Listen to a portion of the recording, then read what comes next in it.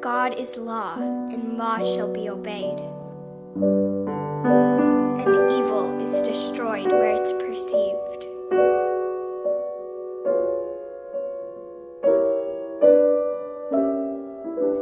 A pious woman wed to Satan's son was tainted with most horrendous sin, a transgression that could not have been undone, and whose atonement led to much chagrin.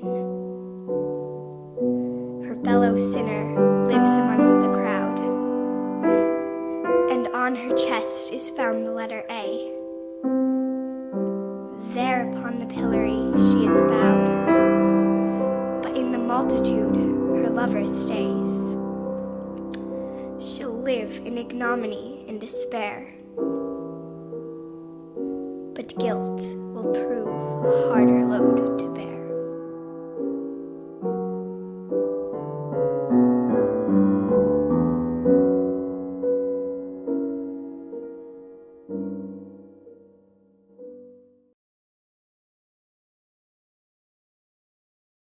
Here walks the lovely Hester Prynne, out into the bleak town, past the unforgiving prison door, the haggardly people staring, the sky dark and ominous. However, one bright glow, a bush of red roses, stands alone, emanating beauty and life. The same crimson hue is mirrored on the breast of Hester, embodying the same fragile beauty, a spark of light in a mirage of dark. This rose bush may serve, let us hope, to symbolize some sweet moral blossom that may be found along the track, or relieve the darkening close of a tale of human frailty and sorrow.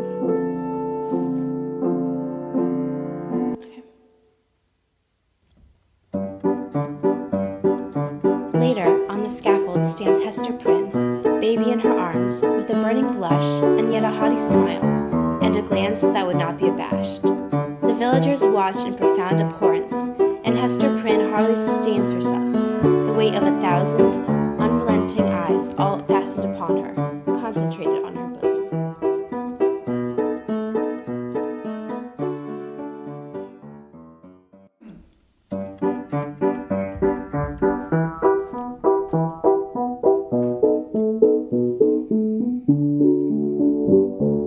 Hester Prynne, what a whore. What's that scarlet letter for?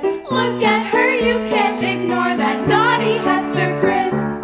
Hester Prynne won't obey, now she wears the letter A. Sins all night and never prays, that naughty Hester Prynne. Hester Prynne, at her loom, slept with a man that's not her groom. Will she steal our husbands too, that naughty Hester Prynne? Hester Prynne looks demure, took a man to bed with her. Who's the father? I'm not sure. That naughty Hester Prynne.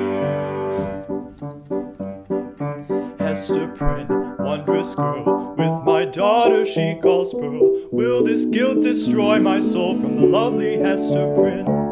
Hester Prynne's throat should be sliced, a scarlet letter shan't suffice. Take an iron, brand her twice, that naughty Hester Prynne.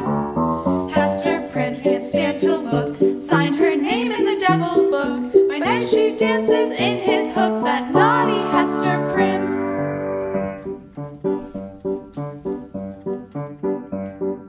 Hester Prynne, who is she? Could these words be about me? Should I stay here? Should I flee forever in my sin?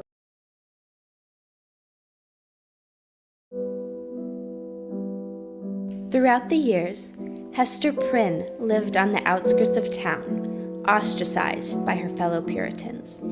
The blossom of her sin, her daughter Pearl, was raised to speak only to her mother and her animal companions. Many people in the town wondered if Pearl was a spawn of the devil. Sometimes, even Hester wondered that herself. Was Pearl as satanic as she was believed to be? Was she truly out to torture her poor mother?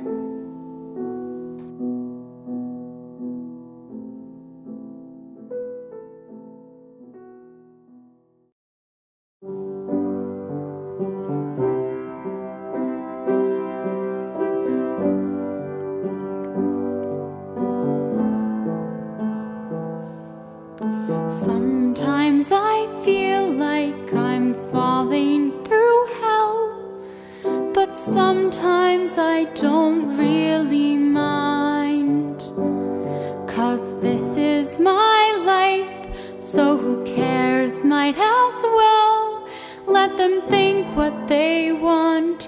Let them find that this is who I am, and I am who I am.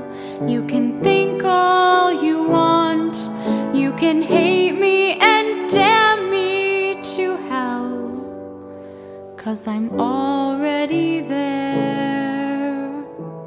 My daughter dressed in red and Dimsdale in the dark, and I can rest my head about chilling word that shark.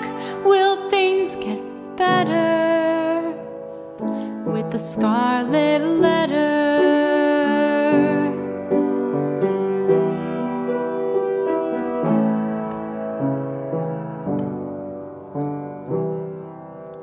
My daughter is evil and crazy and strange, but still she's perceptive and wise. She wonders her father, what man could he be? And she stares with witchcraft in her eyes.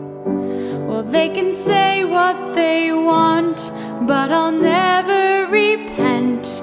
For this letter I wear, it's what I represent. A for awake, A for afraid, A for alive. And for me the sun won't shine, and for me the night is black. But things will change, just give it time, 'cause now there's no turning back. What's done is done. Things will get better with the Scarlet Letter.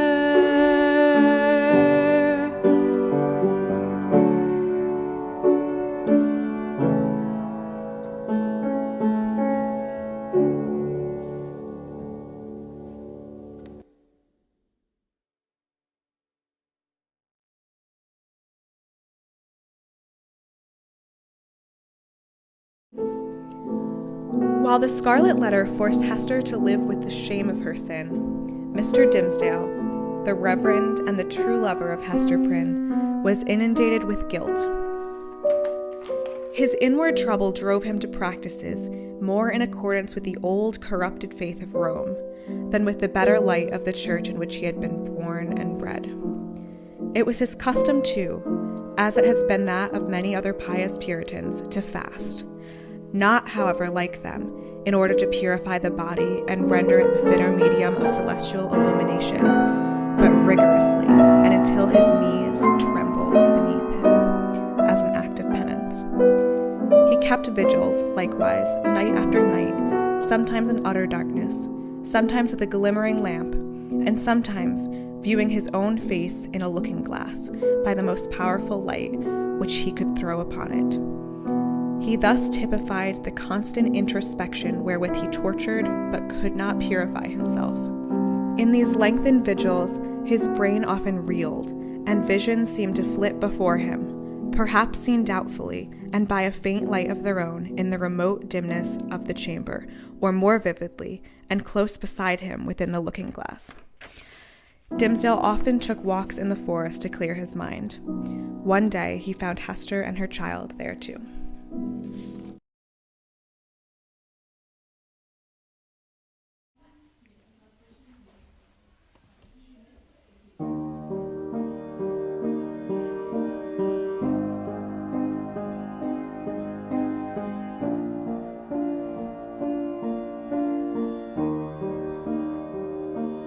In the forest, it is sinful, it is dark.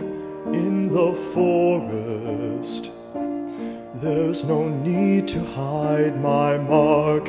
In the forest will this gnawing cease to be.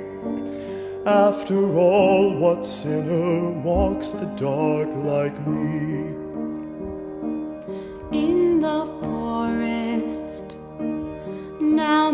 sin is hardly known. In the forest, I am free, my fate's my own. In the forest, no one judges, no one sees. In the forest, there is quiet, there is peace.